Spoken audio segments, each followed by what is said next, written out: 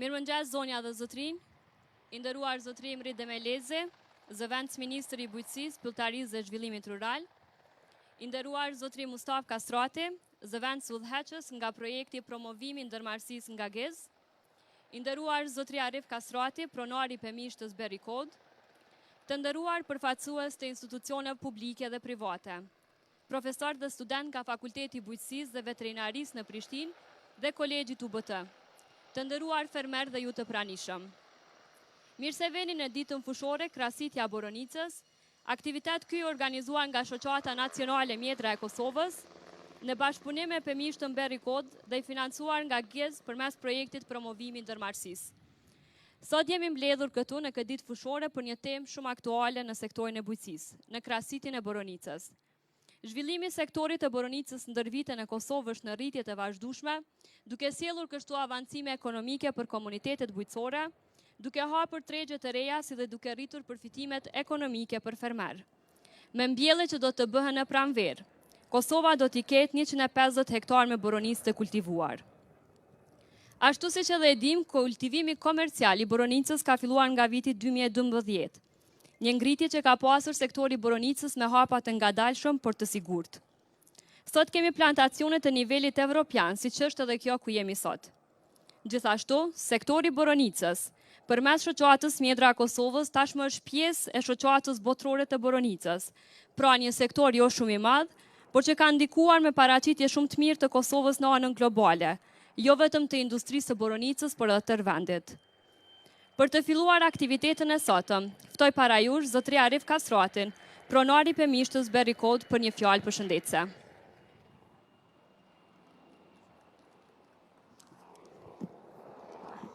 Në vitin 2016 kemi vendosur me u marrë me boronicë dhe kemi filluar me ngritjen e këtij plantacioni. Fillimisht mbjellja ka qenë e tëra në bankina, edhe jemi mundu, nuk kem pas një uri sa duhet, po u mundu me ata që ka mujtem, po e pam që nuk kemi të jashillu fort. Dikun që atër në pandemi, patëm kohë me mendu pak ma shumë, edhe me dalë me pa pak ma shumë, edhe pam që për neve, për shkak të cilësisë të tokës, për shkak të rrethanave që janë në plantacionin tonë, më së miri është që të kalojmë saksi. Edhe kem bë rimbjellje në vitin 2021. I kemi 3 varietete, kemi djuk, hyron edhe legacy. Tu tek ne, më së miri është tregu djuku. Hyronin mund të shkoni ta shihni pak më lart edhe legacyn, po djuku është tregu më së miri. Numrin e bimëve që kemi deri tash mjellme janë 15.150. Dikur që atër, kur vendosëm me bo transplantimin në saksi, kemi përdor pjesërisht fidanet e njëjta që kanë qenë në tokë, edhe pjesërisht i kemi le fidanet e reja. Atëherë mësum, materialin gjenetik e kemi zgjedh më të mirin që kemi një dikun që është, substratin më të mirin që kemi një dikun që është, edhe e pam që nuk jemi të jashillu fort edhe që na vjen një ndihmë pak më e mirë nga jashtë, e gjetëm edhe këtë ekspertin që do të na demonstroj krasitjen e boronicës tash, Rob Derricks, edhe me këshillat e tina e kem pru plantazhën deri në këtë gjendje që është. Është një ndër plantazhat model në Kosovë, e kjo është bo me shumë thjesht, me shumë punë, shumë përkushtim, edhe ka pak edhe dashnin to. Nështë dikush për juve kur e shihni thoni, kollaj se tash qeveria po jep grante, e merr një grant për qeverisë edhe i mjellë edhe bohen qështu. Nas ke marrë grant për qeverisë, nuk e marrë kur. Pe 2016 kanë harrumen apo. Çka me thonë tjetër? Faleminderit që keni ardhur gjithëve. Nëse keni një pyetje më vonë, jam në dispozicion për të gjithë juve. Faleminderit shumë.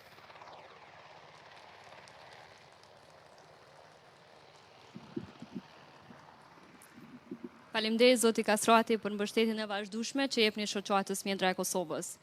Tani ftoj për një fjalë rasti zotri Imri Demeleze, zëvendës ministri i bujqësisë, pylltarisë dhe zhvillimit rural.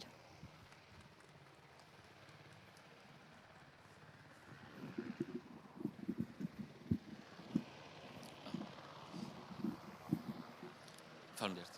Përshëndetje të nderuar. Përshëndetje Shoqata Mjedra e Kosovës. Faleminderit për organizimin. Faleminderit i nderuari Arif, faleminderit për mikpritjen. Të nderuar student, kolegë, fermer.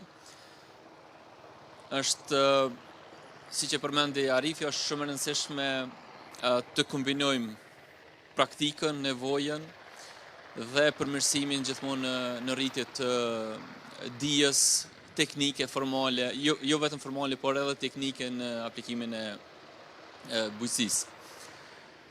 Për ne është kënaqësi që sikur se suksesit e Mjedra, të sektori Mjedrave që kishte mijëra hektar tash, të rritet edhe të sektori boronicës, edhe kjo arrihet sigurisht kur kombinohen kushtet klimatike, toksore e tjera, ose agroklimatike në përgjithësi, dhe ekspertiza. Për ne si Ministri e Bujqësisë, në këto vitet e para, të mandatit tonë, jemi menduar që në përgjithësi të ulëm barrën administrative, që fermerët mos të kenë shumë nevojë për dokumentim, për arsye se fermerët e mirë dhe të vërtet në shumë raste mbesin jashtë skemave të përkrajës të granteve dhe subvencioneve. Edhe na mendojmë që gradualisht me eliminimin e barrës administrative një pjesë e madhe e fermerëve vërtet përmes subvencioneve kanë arritë të marrin përkrajën tonë. Mendojmë që gradualisht të njëjtën edhe të sektori të pjesa e granteve të përmirësohet dhe të avancohet dhe të preket direkt, saktësisht ata që mirën me kultivimin, me zhvillimin e sektorit të bujqësisë. Pjesë tjetër që ka qenë e rëndësishme në fillim ka qenë po ashtu edhe pas kontrollës, transparencës, llogaridhënies e tjerë, të rritet buxheti për sektorin e bujqësisë. Dhe ne mendojmë që gradualisht me përforcimin dhe konsolidimin e sistemit besueshmërisë të sektorit dhe të vlerësimit të përgjithësi të performancës administrative tonën, po në anën tjetër edhe fermerëve të shtohet shumë e subvencioneve dhe të granteve për fermerët, por kjo duhet të arrihet kur të kemi një besim të madh të sistemit tona të vlerësimit dhe të kapaciteteve të Ministrisë së Bujqësisë. Pjesë tjetër pastaj që mendojmë që është e rëndësishme është pjesa ku ka të bëjë me financat dhe aspektin e tregut. Tash për momentin është duke punuar në ligjin për faturat bujqësore dhe magazinave, për arsye se shumë fermerë, ky ligj është e rëndësishëm për shkak se shumë fermerëve nuk jo jepet ose nuk kanë qasje në financa për arsye se të mungesës fleta poseduese, mungesës kolaterale të tjerë. Ky ligj i mundson fermerëve që kulturën e planifikuar ose prodhimin e planifikuar me prodhimin e planifikuar të kenë qasje në financa, do të thonë të përdorin si kolateral, që në mënyrë më të lehtë të blejnë inputet e tyre, po ashtu në anën tjetër në momentin e magazinimit të kulturave të mjeteve të tyre, të mirave të tyre, të mund të konvertojnë në mjete financiare për me vazhdu ciklin e prodhimit. Ligj tjetër i rëndësishëm është Common Market Organization, do të thonë tregu i përbashkët që e bën në mënyrë fermerët, bashkëpunimin e fermerëve më të mirë dhe më të fuqishëm, krahas ligjit për kooperativa të fermerëve.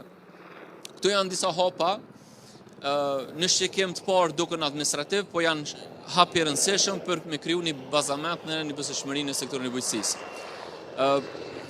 Falenderoj shumë ekspertët për ditën sot fushore.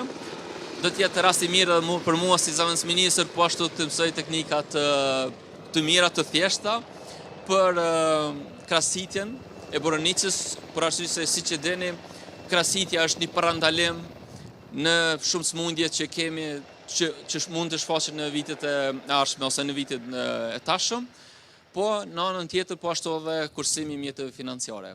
Shëndet, punë të mirë dhe uroj që shikojmë edhe në raste tjera. Faleminderit.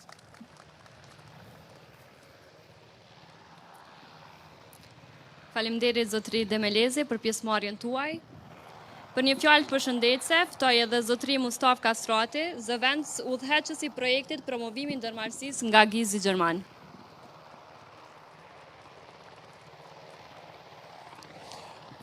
Të nderuar pjesëmarrës, nderuar organizator, të nderuar pjesëmarrës të zëvendësministër, gjithashtu përfaqësues të Shoqatës Mjedra.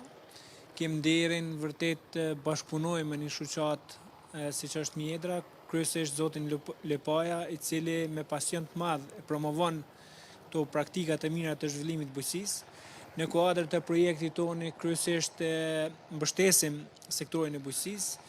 Kem partner të mirë shoqata të ndryshme sektoriale, me Mjedrën mundohemi që të mbështesim praktikat e mira të cilat kontribuojnë zhvillimit të sektorit, gjenerimin e të hyrave për zonat rurale, duke marrë parasysh që Kosova është një vend i vogël, me strukturë të farmerëve të vogël, jo të favorshme për fokusim në kultura në mas. Promovimi i investimeve të tilla është një shembull jashtëzakonisht i mirë, i cili i jep shpresë popullit pemet manore, është një perspektive madhe për vendin, kryesisht për zonat rurale, duke i pas parasysh që parcelat e vogla të bashkohen, apo farmerët e vegjël të bashkohen, të krijojnë njësi bashkëpunimi, cilat do t'i kontribuojnë zhvillimit ekonomik të zonave rurale. Edhe njëherë ju falenderit për ftesën, edhe ju uroj punë të mbarë.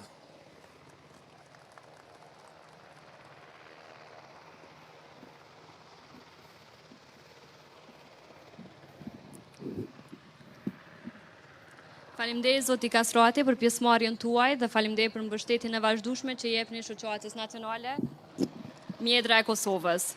Pas fjalimeve kryesore, tani do të kemi një prezantim për krasitjen e boronicës nga doktor Kujtim Lepaja, i cili do të prezantojë teknika dhe metodat efektive të krasitjes së boronicës.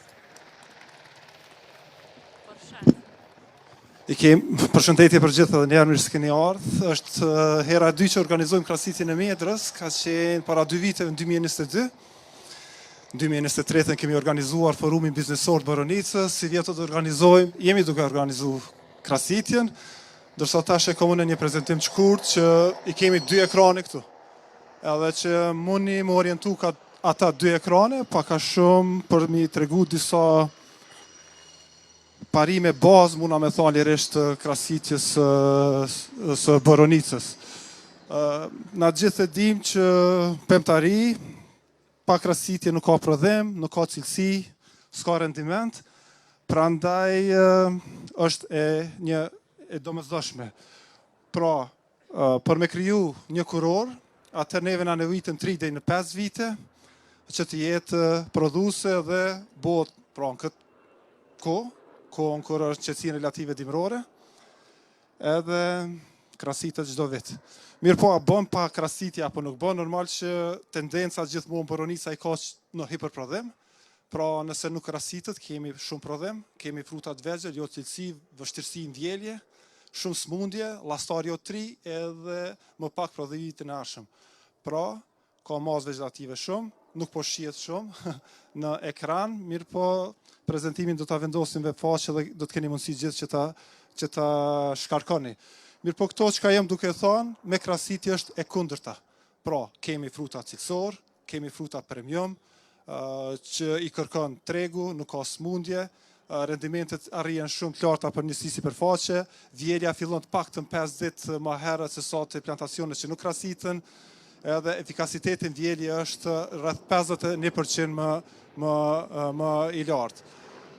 Mirë po për me krasit, ju jeni studentu, agronom, dashamir të bujqësisë, fermer potencial të Boronicës, atër duhet me njoft bimën. Pa e njoft bimën, pa e kriju një farë lloj komunikimi, bim, dhe fermer në këtë rast, student apo kushdo, atër është shumë vështirë me ardhe deri te prodhimi.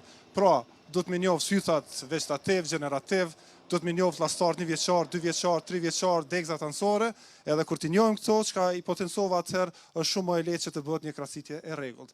Mas pari duhet me pas parasysh që i kemi 2 lloje të sythave, generativ dhe vegetativ. Sytha generativ, Boronica i bën në llastaret, në majet llastarit.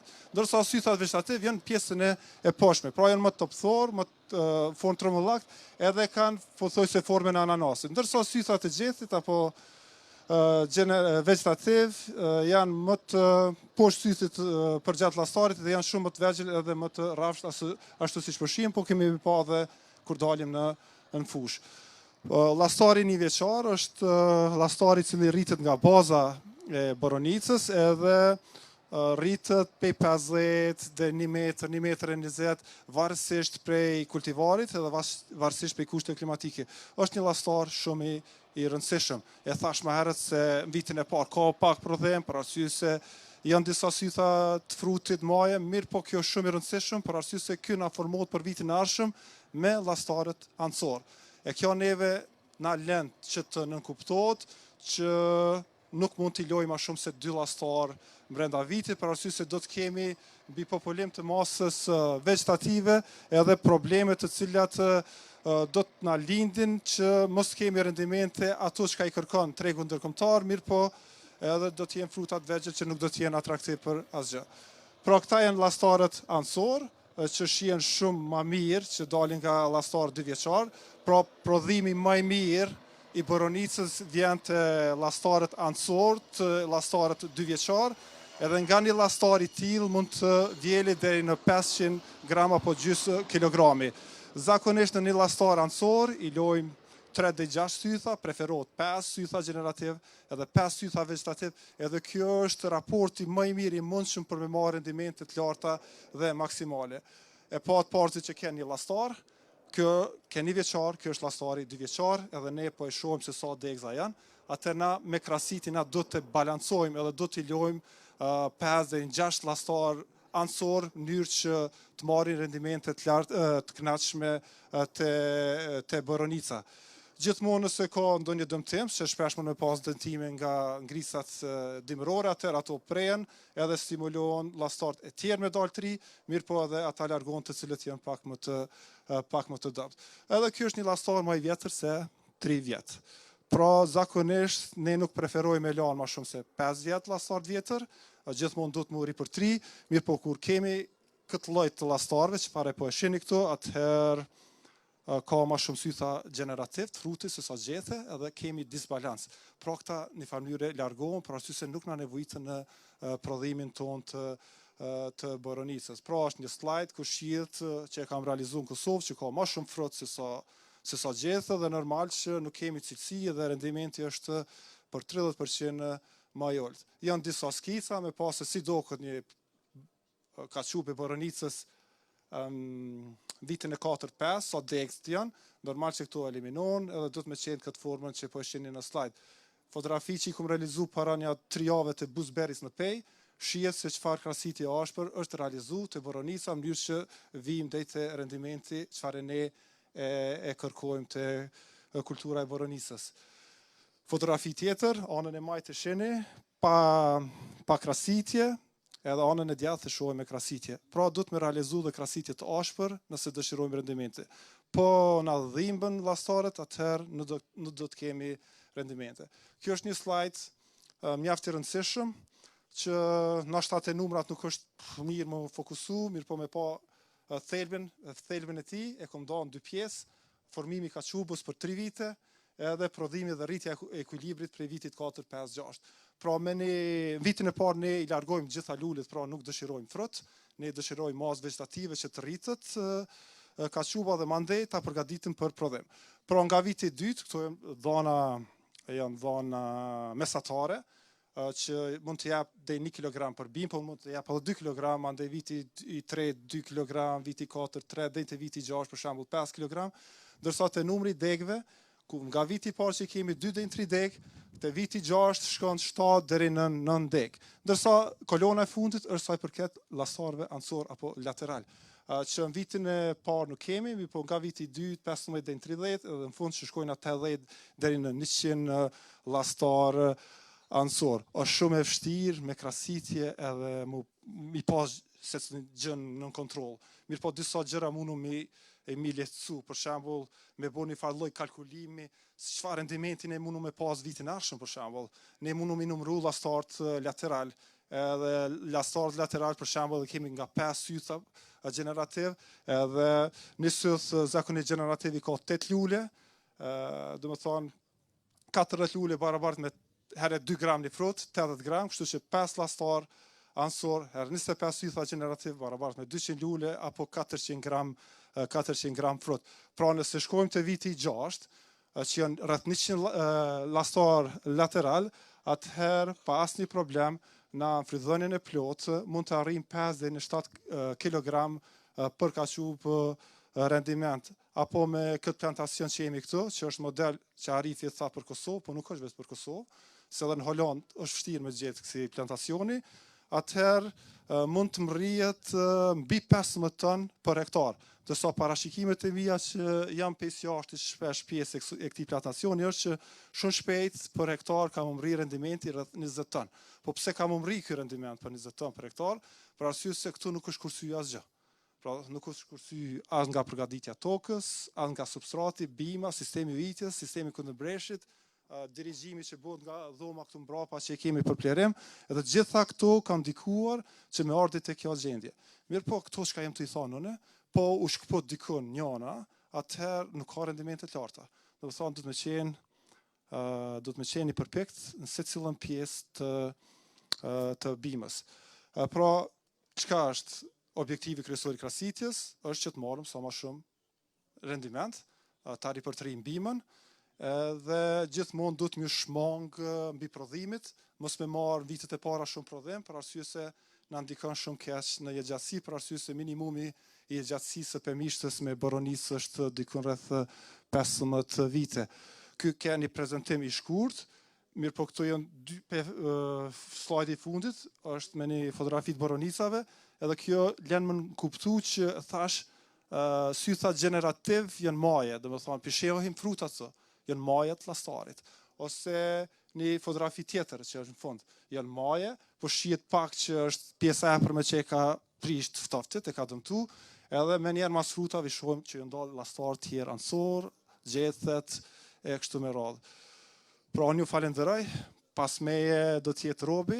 Robi është një ekspert i nivelit botëror sa i përket boronicës, që ka shumë plantacione në menaxhim, jo vetëm në Evropë, edhe është ndërë për neve që ka punu me fermerët tanë, dërsa tash unë e fola në mënyrë teorike, dërsa Robi tash do t'i merë gërshantë dhe do t'folë në mënyrë praktike. Kështu që edhe studentët të që janë, do të kenë mundësi ata që dëshirojnë me marrë pjesë krasitje. Gjithashtu, para se me fillu dita e fushore, Arifi i shpreh mirëseardhje gjithë studentëve që dëshirojnë që të jenë pjesë e ekipës krasitjes për arsye se ende që nuk ka fillu këtu. Së shpejti do të fillojnë që mund me qenë pjesë, një farë mënyre me bodhe një farë lloj pune praktike që të mësohen për arsye se bujësia ka nevojë më shumë për praktikë se sa për teori. Kështu që na do të më bëni një farë lloj balansi e kjo është një shembull shumë i mirë. Pra ju falenderoj edhe një herë që ju keni përgjigjë të hire si të jeni pjesë e ditës fushore. Ne do të vazhdojmë të ardhmen që të organizojmë edhe shumë aktivitete tjera që janë dobi të shoqërisë, sektorit, bujqësisë në përgjithësi.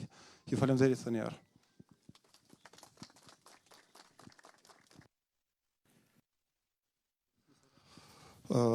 Tash na i kemi vendosur disa saksia, për arsye se i kemi disa kultivare, tha Arifi. Tash mundohemi që të bëjmë një rreth tjetër, për arsye se Robi do të vjen këtu afër meje. Edhe janë dy varietete që i kemi këtu. Vetëm mundohemi ta bëjmë një rreth.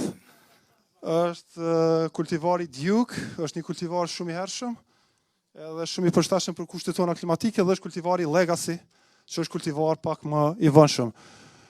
Që unë nuk po du me fol më shumë, tash është fjala për Robin. Hello, thank you for the invitation, the National Association and Arif Kastrati that I be invited to give a demonstration about pruning in, I can say, a wonderful country, Kosovo. And why do I say wonderful? We have sun today. At home, we have only rain. At home, I have to swim to get to my home. So happy to be here. For me, it's already 4 years ago that Arif called me and said, Rob, you have to come. I need advice for my blueberries. I said, yeah, but what do you want from me? What do you expect? He said, I have a blueberry plantation and I don't like it how it is going, and I need you. So that was 4 years ago and still going on and still improving here. But before I go show you how to prune the blueberries, I will introduce myself. I'm from the Netherlands, probably as you know, second time here to do a demonstration for pruning. I learned everything in practice. I was a grower of cucumbers in the past. took over the company from my father, and in 2009 I ended the company and I switched to blueberries. And from there on, my experience in growing blueberries in the cultivation, everything what's needed to make it good from start to finish, I learned in practice and by doing and visiting a lot of growers in the Netherlands, in Germany, Belgium, and already the last few years, mainly across Europe and even outside Europe.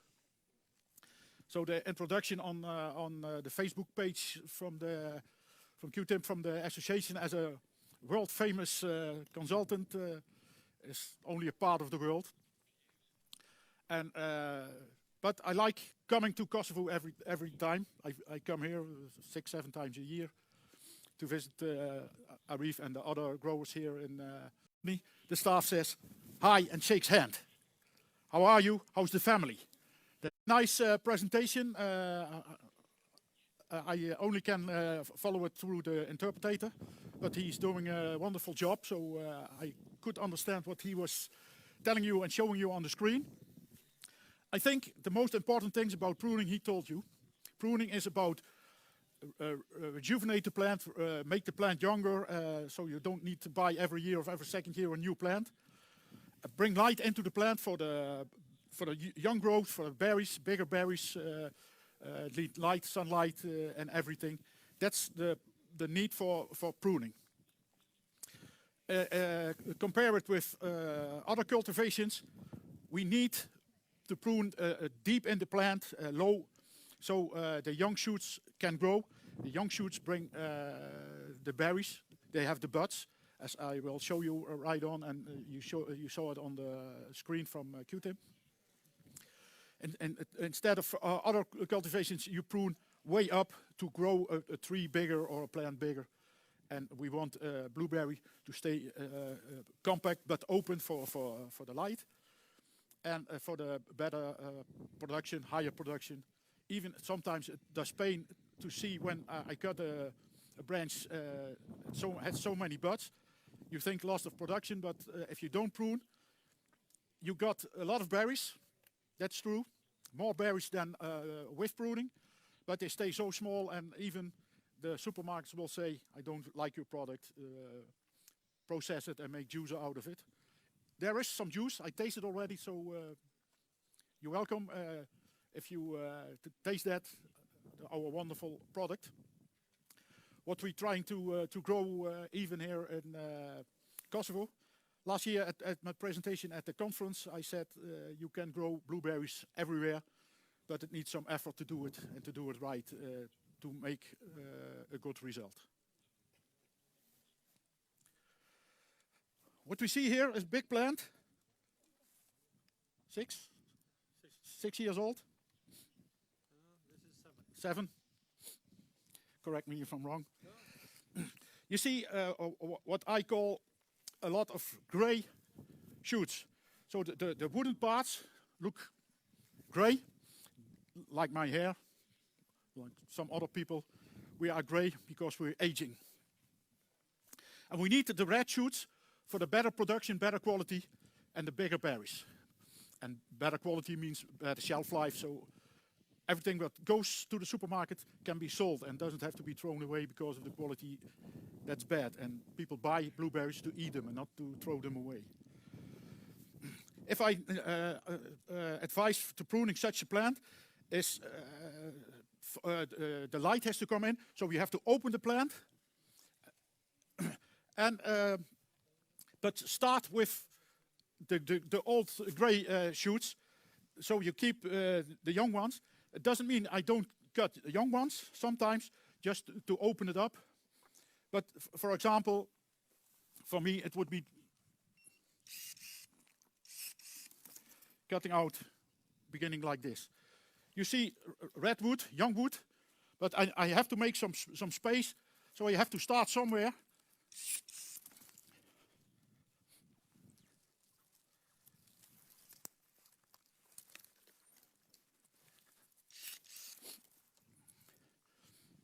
And no, I didn't cut myself.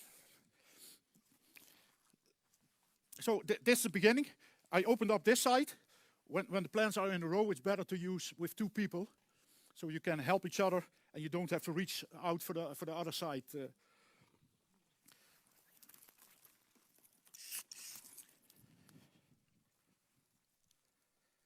Like this, for example. Now you opened up in basic. Now you can fine-tune it. Here it's an old one. I make some space. You see, with such a cutting, I make a stump.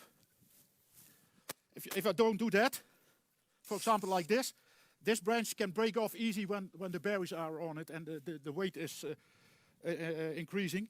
So you need to leave a stump just for the health of the plant. Then I cut those small, tiny ones, mostly by hand.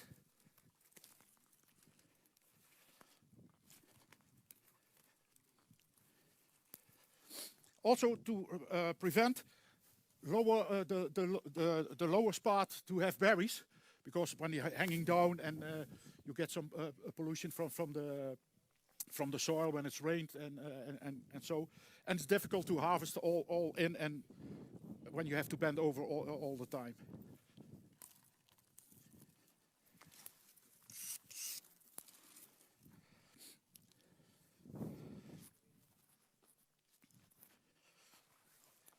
Sometimes you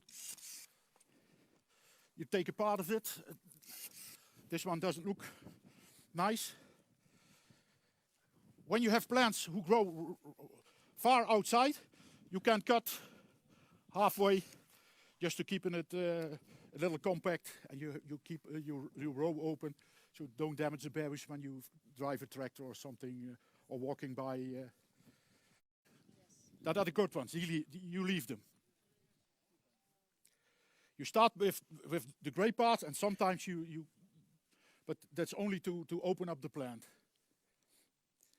There is no blueprint about pruning. You can't say you need to cut 2, 3, 5, 10 shoots or whatever. There is no blueprint. Every plant is different, and you have to take it plant by plant. Pruning is about not about numbers. It's about seeing how the plant is and how do you want to have the plant afterwards. In the presentation from QTIM, it was in the pictures, it was really clear what we were trying to achieve with pruning and what the plants want. The plant wants to do.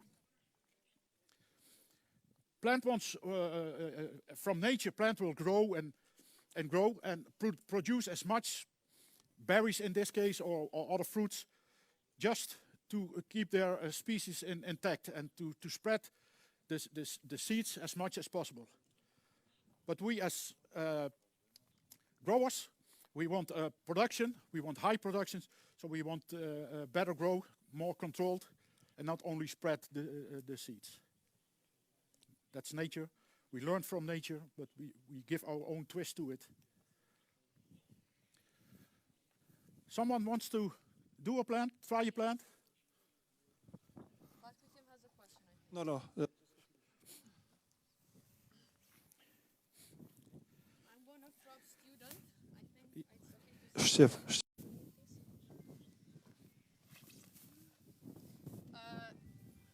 S'na shta po foli sezonin e madh, mirë. Qyshta dhe robi,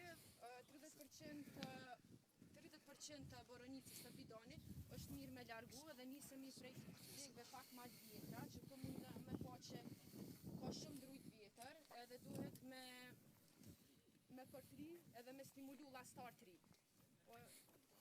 Duhet me përtri lastar të ri, për shembull, e marrë Hadi.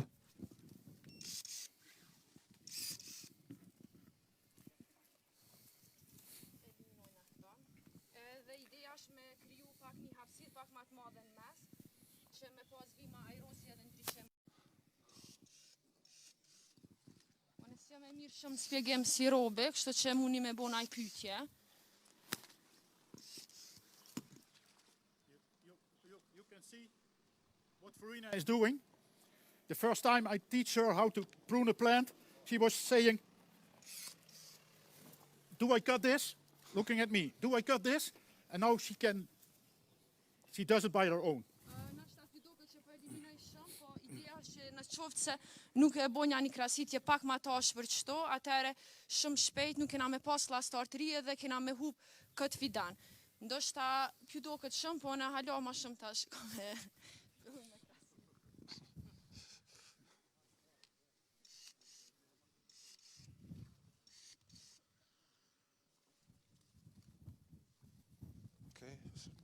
Në atë teorinë pam që duhet një 2-3 vllaztar me lanë gjithmonë për me për 3 kurorë.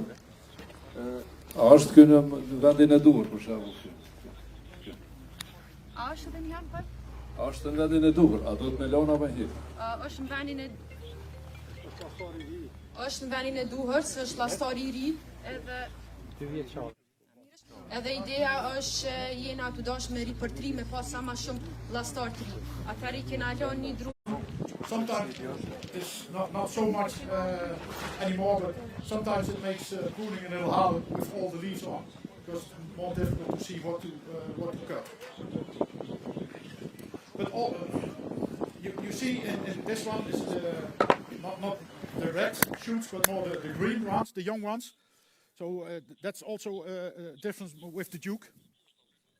But you see how tight, close those plants are comparing to Duke. So we need to do a lot of work.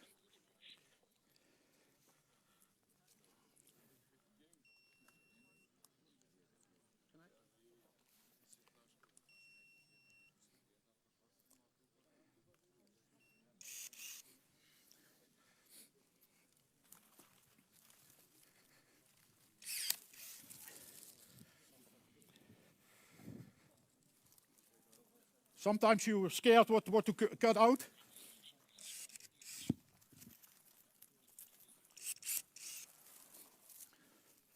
And even some people would say this is a few hundred grams of berries, but if you don't do it, you only get the small berries, and you need a lot of picking for the same result as what you keep left here. And these are, as I explained before, the old one, the grey ones, what you want to lose in first.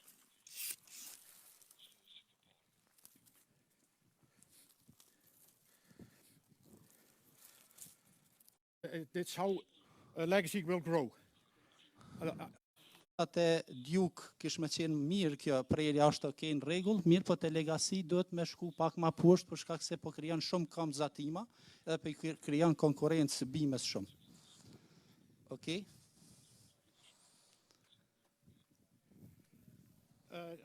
That's right. Because of the different way of growing of Duke, we need more time to develop the young shoots from the rootstock. And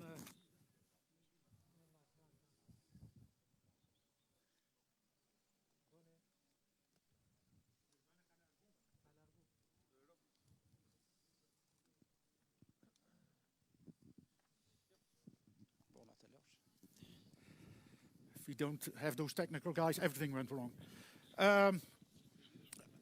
About the difference between the varieties, you see much more young, long shoots from last year and the year before. So we can cut deeper than in Duke. That's the difference. If for example, a variety like Draper or the late varieties like Aurora are more bushy, even more bushy than Legacy. So you need to cut more deep in the plant and more the younger shoots from last year and the year before. Okay. Është vetëm një sqarim. Ideja që tu prerjet e trasha tek kultivari djuk, edhe ky e zbërthej deri në mos që me qenë më të gjata për shkak se ka mundësi me shpërthy sytat adventiv pas numër më të madh të rritjeve vegetative, ndërsa tek Legacy për shumë që ka shumë këto prerjet e gjata kanë dalë këto timat, edhe tani për shkak të krasitjes gjatë përsëritjes krasitjes të vazhdueshme, nëse i prejmë kështu të gjitha gjatë, kemi me pas numër shumë të madh edhe konkurrencë gjatë verës. Kështu që ideja është me lanë ndonjë gjatë, po mos me lanë kështu kaq shumë gjata për shkak se numri i madh i sythave adventive dhe karakteristikat gjenetike të bimës për me shpërthy më shumë, atëherë na shkaktojnë të lashja më tepër në krasitje. Sikur tash për shembull është vështirë me i largu këtu gjitha këto timat me prerje. Kjo ke pyetja. Faleminderit shumë. Yeah. Other questions? Maybe from our students?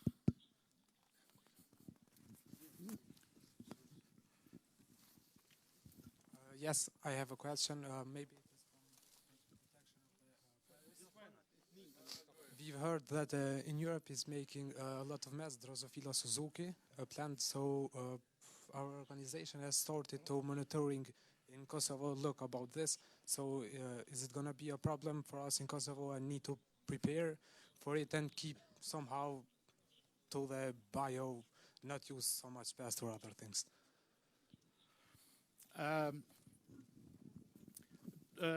Drosophila Suzuki is, as far as I know, only a problem, or not only, almost worldwide, but in regions where it's not too hot. I didn't find them here the last few years because your summers are way too hot to develop the Suzuki fly. But with temperatures above 30, 35 degrees or higher, the Suzuki fly doesn't develop. And for that on, maybe we didn't. I didn't see. No one did see Suzuki flies in this region. Is because of the climate, but the numbers are so low. All the natural enemies that are available, keeping them, as far as I know, in control. For now, but when we find one, it can explode huge. I did in the past a calculation about the Suzuki fruit fly. You have to know some things about it. Only the females lay the eggs. And just as an example, if you count that all from the eggs, Suzuki fly can produce about 400 something per season, or in the period that they live, that 50% is male and 50% is female. So from the 400, 200 something are female flies again and can produce eggs. If you that reproduce, you have in, if I remember it right, in the 7th or 8th generation, you have over 5 million from one fly, from one female fly. So if you find one, it can go. Yeah. The problem with the Suzuki fruit fly is it's related to the normal fruit fly that everyone probably knows, that you have a zero tolerance because the Suzuki fruit fly damages the fruit before harvesting, in the period from ripening. And all other fruit flies come to overripe and rotten fruit and after harvesting.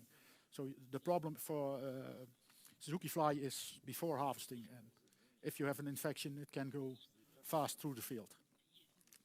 And there are hardly chemical spraying products. You can use attractant with traps, but it's better to prevent and to hope your climate is good enough. The flies don't develop as fast as we know. Rob, what about you complete pruning completely this legacy plan the way you would like it, without any interruption from us? And then we'll take some more questions possibly related to pruning. Djema dhe qika, kur do që keni pyetje në lidhje me krasitjen, është më me rëndësi sot se sa për mizat Suzuki për shembull. Plants like this are very full, and you need to cut some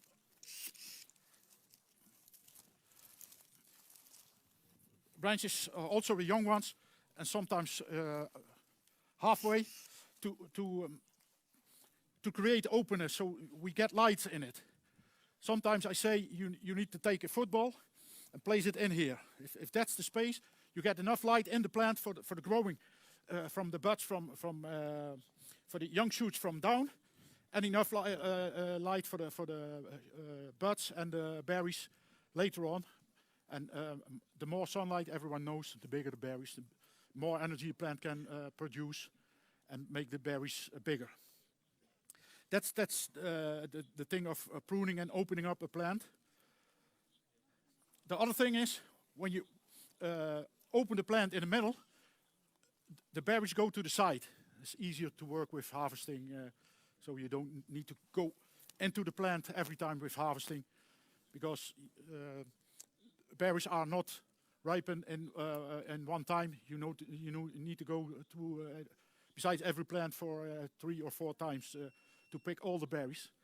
And if you have to go inside the plant to pick the ripe ones, you also lose some green ones, what meant for being picked later.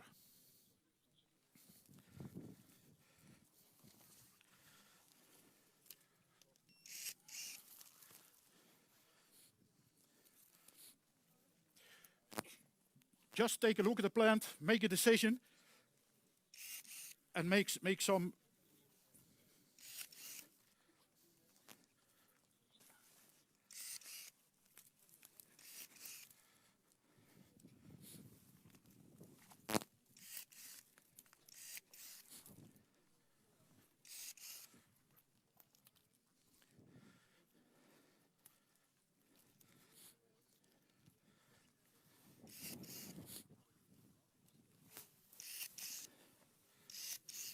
It's now easy working, just walking around the plant. In the field it's a little more difficult, so that's why I advise always with this height of plants, use 2 people, work together.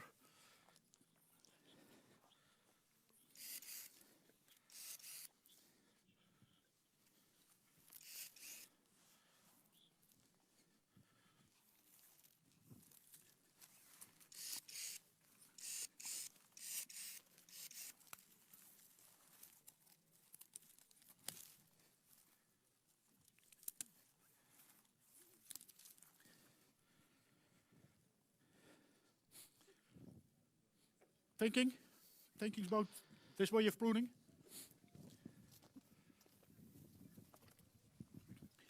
Pse është e rëndësishme pikërisht tani të bëhet krasitja? Pse është e rëndësishme pikërisht tani të bëhet krasitja dhe a do të ndikonte në to në rast se do të kishte kohë me ngrica tani?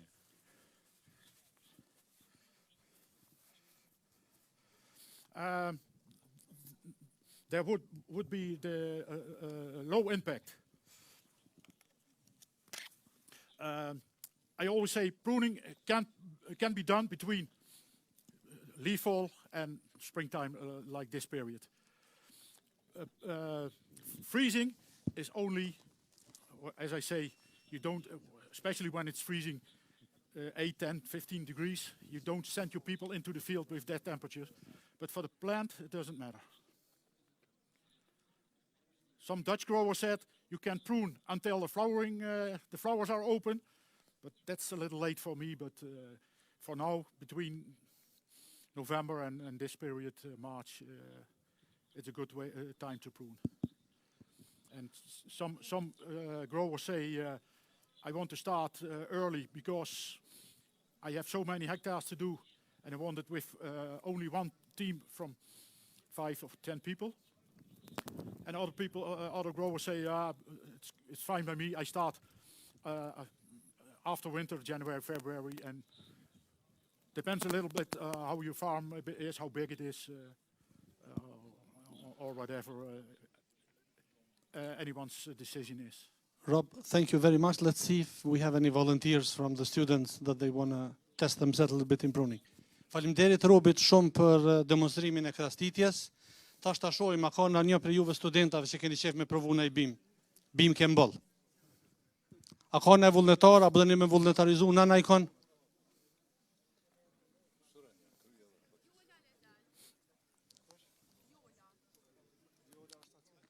A ka në vullnetar për me krasit në një? Qesha i djali, okej.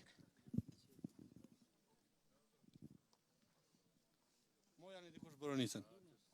Kalzana Unë jam Gëzë Murseli, me profesion jam agronom, si shumica e pjesëmarrësve këtu.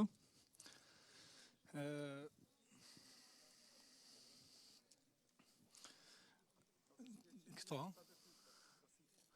Po, kom marrë pjesë ka pak të disa plantacione në Krasitje.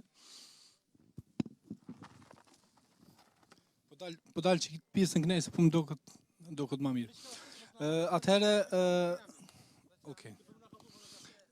Atëherë, unë këto për shumë për me liru kurorën, ky llastari këtu po do këtë pak i tepërt.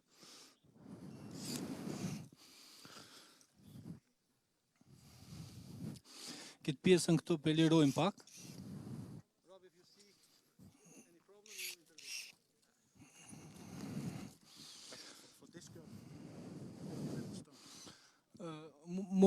More than this. 1 centimeter. When you cut it? Yes. Not here? Yes. But here. Okay. You need a little hook. Okay. This will break off. Okay. I also will do të largoj edhe këtë pjesën këtu.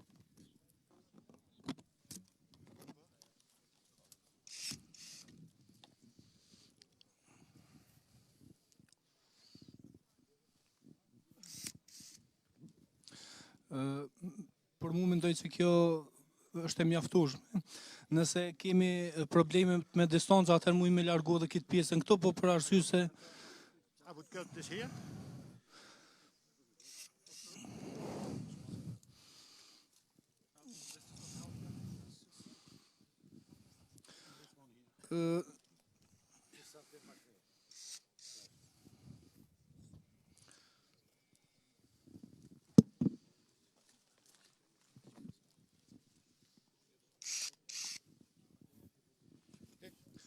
This one is a very difficult plant with a lot of old wood and laying a little bit down. So it was very difficult to make the decision. But this is how I would do it. Thank you.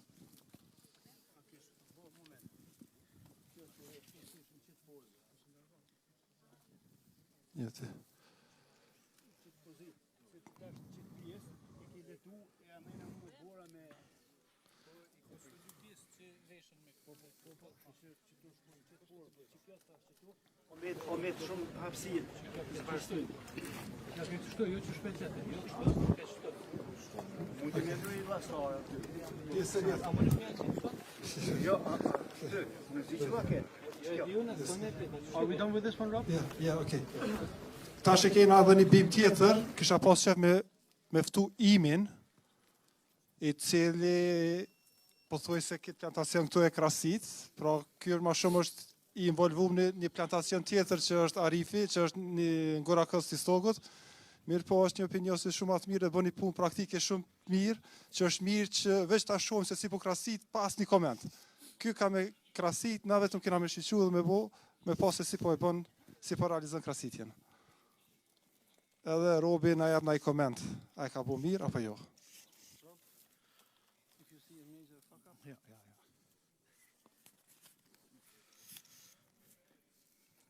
You see, Amy is looking at the plant and makes a decision and cuts. Then take a look again, makes sometimes a step back to get a new overview and makes the cutting.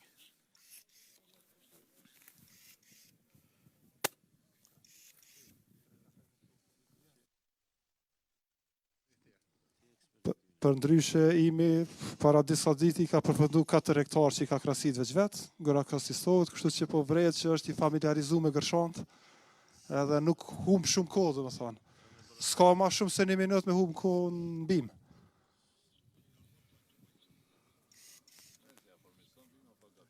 You see how pruning goes when you don't have to talk and you can work on. You get a workflow and you can easy step to the next plan and go on.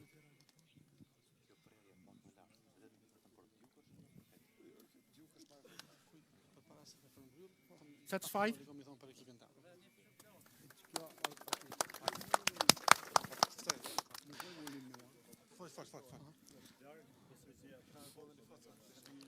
Arif, what's his question? Shall we cut this one? No, Is it necessary? This is enough. Është mjaft aty ku e ka preje imi. These three are growing up. To trija na vyn për mu rrit nalt. And he full in the light. Kështu, kisha pas që vëmendjen e juve që edhe për 1 minutë, peshojmë që u bë punë e madhe. Këtu ju thash, ka pas përkushtim, njohuri edhe dashni, e deshta veç me prezentu ekipin tonë se unë për vete jam veç bashkëpronar, kolegu tjetër që jemi pronar bashkë është Besniku, së është në zonë diku tjetër, nuk është tu, e deshta me ju kallëzu Bletën, Blete është agronomia jonë, Bleta. Në më thonë, robi o këshiltari jonë, po agronomia jonë këtu në teren, për me kujdes që kjo me të vërtet mu bo kështu, është Bleta. Pastaj e kemi Haxherën,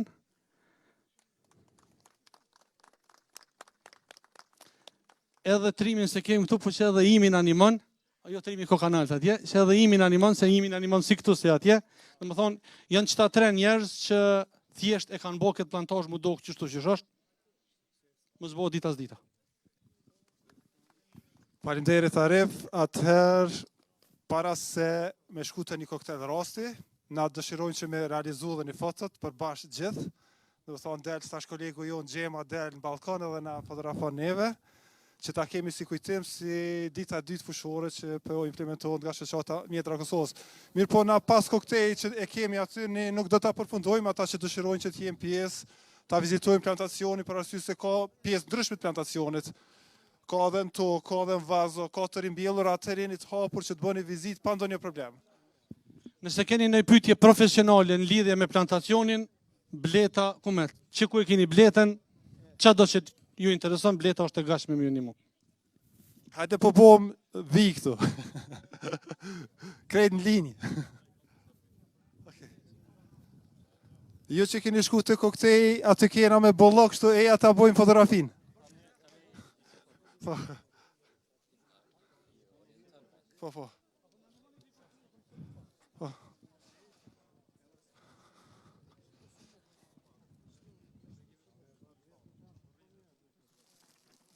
Jol, boni pyetje dikush për drozothilla.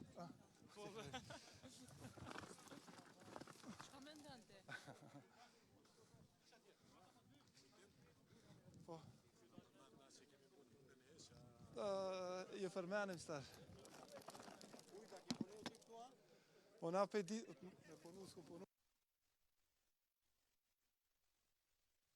Na përmen që kemi po sistemin e breshtë. Këto do të me eliminu. Po të me eliminu, po nuk e potencioj. Shka e në 5 cm do të... Që ajo në rasi.